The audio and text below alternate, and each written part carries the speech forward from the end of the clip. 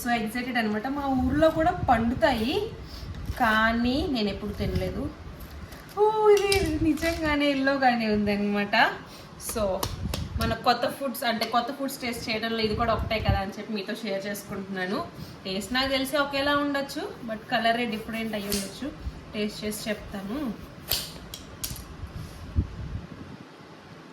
ఏం లేదు, తులిపేసుకుని తినేయడమే.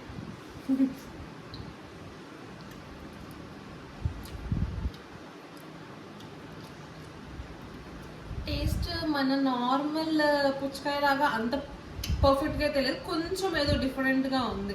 Maybe hybrid అవడం వల్ల ఏమో.